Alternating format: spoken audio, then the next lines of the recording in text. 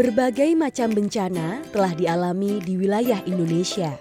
Bencana alam dan bencana akibat perbuatan manusia makin sering terjadi.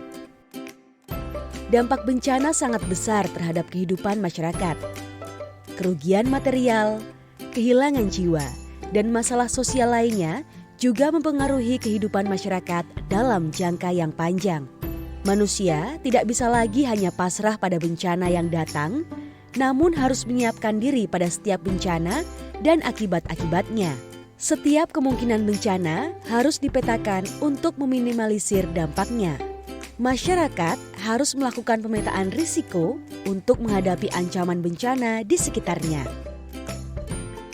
Pemetaan risiko bencana adalah identifikasi dan analisa tingkat risiko, parameter ancaman, kerentanan, dan kapasitas yang ada di suatu wilayah rawan bencana.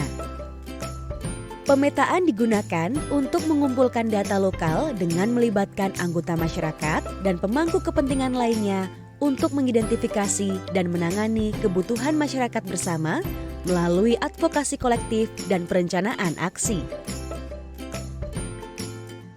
Pemetaan risiko bertujuan meningkatkan kesadaran, menginformasikan pada pengambilan keputusan, dan melibatkan anggota masyarakat dalam pembelajaran yang terstruktur, terdokumentasikan, dan disertai proses analisis. Temuan pemetaan dan penilaian risiko sering digunakan dalam sesi dialog antar komunitas masyarakat dengan pejabat pemerintah daerah untuk membahas prioritas pembangunan masyarakat dan melobi tindakan prioritas. Berikut ini adalah tahapan dalam penyusunan peta risiko.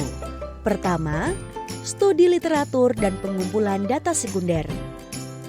Kedua, analisa risiko bencana berdasarkan ancaman yang ada sebagai dasar untuk melangkah dalam melakukan analisa risiko berbasis peta atau SIG. Ketiga, penentuan parameter berdasarkan data primer dan sekunder yang meliputi parameter ancaman, kerentanan, dan kapasitas yang dilakukan secara partisipatif dalam sebuah forum diskusi. Keempat, pengumpulan data primer di lapangan. Kelima, penyusunan database dan data spasial dalam SIG. Keenam, scoring dan pembobotan tiap parameter. Ketujuh, pembuatan peta tematik dengan metode tumpang susun yang meliputi peta ancaman, peta kerentanan, dan peta kapasitas. Kedelapan, diskusi mengenai proses pengumpulan dan penyusunan. Kesembilan, publikasi dan evaluasi hasil penyusunan dalam sebuah seminar.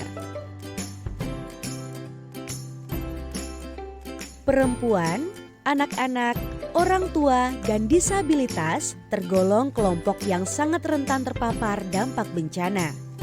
Untuk itulah, dalam pemetaan risiko bencana, kelompok perempuan harus dilibatkan.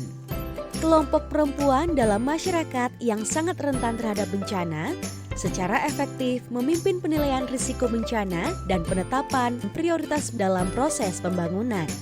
Kelompok perempuan memiliki pemahaman yang lebih dalam tentang ketahanan dan prioritas bencana di antara masyarakat lokal dan dengan pemerintah daerah.